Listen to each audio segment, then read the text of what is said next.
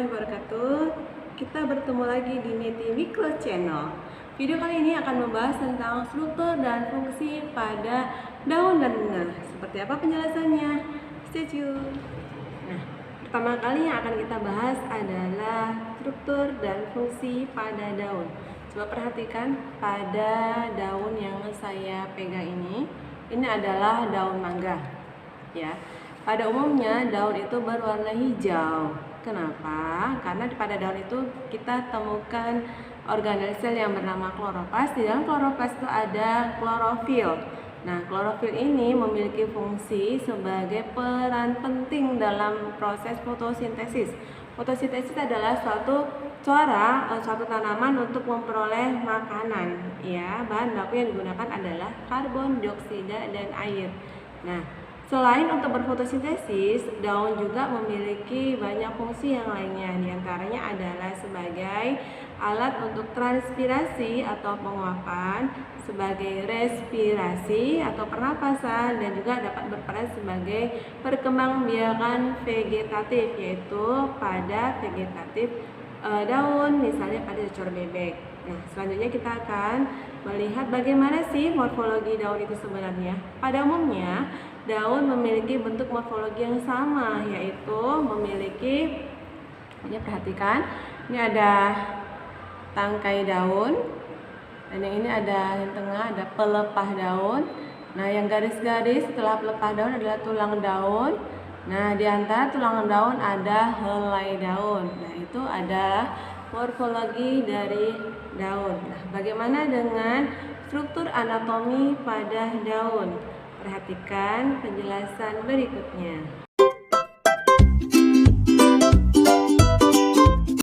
Oke, baiklah, selanjutnya adalah struktur anatomi pada daun. Nah, untuk melakukan pengamatan pada struktur anatomi pada daun, awalnya kita akan membuat irisan, ya. Irisan melintang pada daun dengan sangat tipis dan dengan perlakuan khusus selalu diamati di bawah mikroskop. Ya, pemotongannya melintang seperti ini. Nah, anggap saja kita sudah melakukannya. Nah, kita lakukan perbesaran ribuan kali seperti yang ada di papan tulis ini. Nah, untuk bagian-bagian struktur anatomi pada daun itu mulai dari atas. Yang pertama adalah kutikula.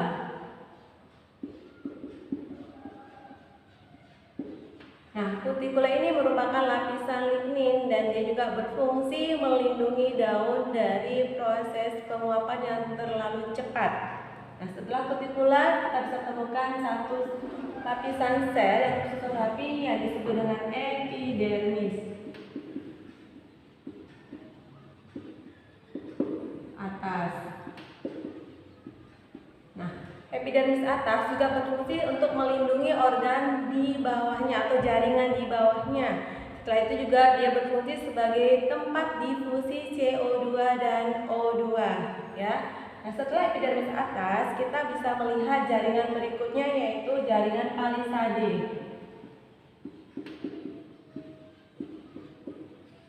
Jaringan palisade disebut juga dengan jaringan tiang karena dia tersusun rapat, ya. Nah, jaringan tiang ini memiliki fungsi yaitu sebagai tempat fotosintesis karena pada jaringan palisade ditemukan banyak klorofil. Setelah jaringan palisade ada nih jaringan bunga karang atau jaringan spons. Nah, jaringan spons juga memiliki fungsi sebagai tempat fotosintesis. Namun fotosintesis utama terjadi di jaringan palisade. Kenapa? Karena jumlah klorofilnya lebih banyak ditemukan di palisade daripada di spons. Untuk penggabungan antara palisade dan spons sering juga disebut dengan mesofil.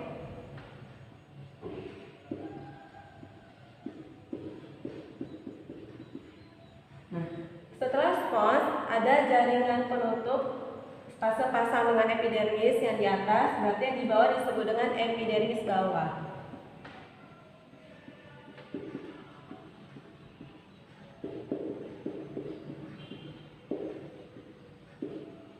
Sama ya, epidermis bawah juga memiliki fungsi yang sama dengan epidermis atas, yaitu melindungi jaringan yang ada di dalamnya dan juga berfungsi sebagai difusi O2 dan CO2, dan bahkan juga bisa melindungi jaringan di dalamnya dari hama ataupun penyakit-penyakit yang lainnya.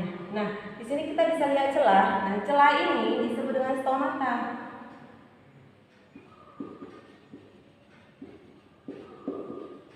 Stomata adalah tempat untuk difusi O2 dan CO2 sebagai proses untuk respirasi. Nah, di tengah ini ada bulatan-bulatan kecil ya teman-teman sekalian. Bulatan-bulatan ini merupakan berkas pengangkut.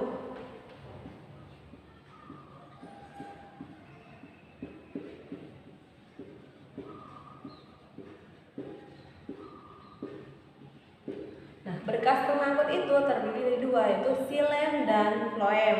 Nah, umumnya xilem itu memiliki lubang atau celah yang lebih besar daripada floem. Nah, pada gambar ini kita bisa bedakan yang bagian atas itu xilem, yang bawah itu floem. Namun setiap tanaman itu berbeda-beda. Bagaimana kita membedakan untuk struktur daun dikotil dan monokotil? Nah, perhatikan ini contoh daun dikotil, yaitu pada tanaman mangga. Dan ini adalah contoh daun monokotil, ya. Nah, perbedaan antara daun dikotil dan monokotil untuk struktur tulang daun dikotil umumnya dia berbentuk menyirip atau menjari, sedangkan pada daun monokotil umumnya berbentuk sejajar atau melengkung.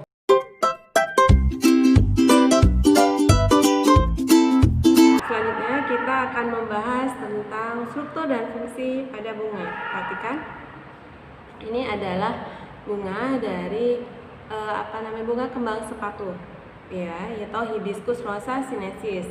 Nah, bunga memiliki peranan penting dalam tanaman, yaitu untuk menarik perhatian serangga dan hewan yang lainnya untuk membantu proses penyerbukan. Intinya sebagai alat reproduksi. Selanjutnya adalah struktur pada bunga. Ini bunga, ya kan? Kita gambarkan skemanya di papan tulis untuk memudahkan kita dalam menjelaskan strukturnya. Nah, yang pertama adalah ini adalah tangkai bunga seperti ini. Kita tuliskan.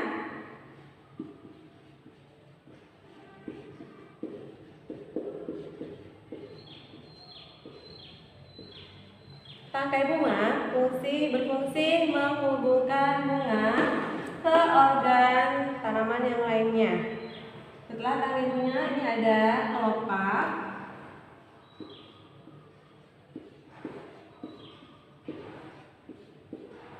Kelopak berfungsi melindungi bunga ketika masih keadaan kuncup. Nah, kemudian ini ada bakal biji.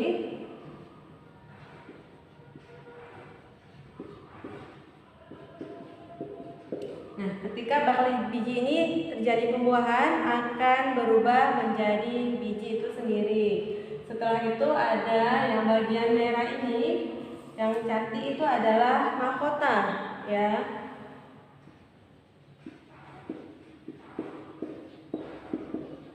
Nah, mahkota itu salah satu perhiasan bunga yang berfungsi untuk menarik serangga atau hewan yang lainnya mendekati bunga tersebut agar terjadi proses penyerbukan, sehingga mahkota itu bervariasi ya, rata-rata cantik jadinya.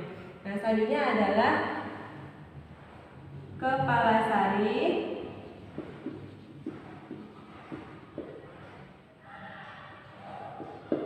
tangkai sari.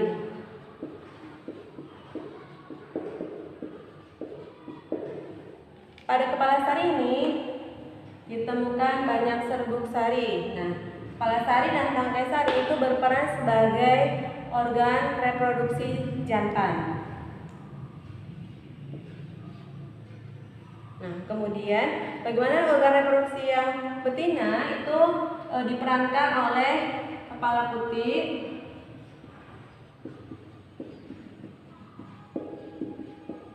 tangkai putih.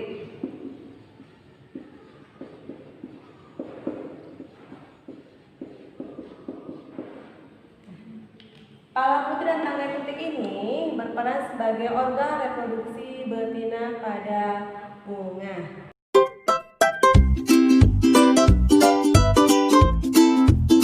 Nah, bagaimana cara membedakan bunga pada tanaman dikotil dan monokotil? Nah, ini contoh dari tanaman dikotil saya ambil dari bunga kembang sepatu, dan ini adalah contoh dari monokotil saya ambil dari tanaman anggrek. Nah, kalau kita lihat perbedaannya, pada tanaman dikotil perhiasan bunganya itu umumnya memiliki kelipatan 4 atau 5 ya, sedangkan untuk monokotil berjumlah 3 atau 6 atau kelipatannya. Sudah jelas ya, ini nampak contohnya. Terima kasih.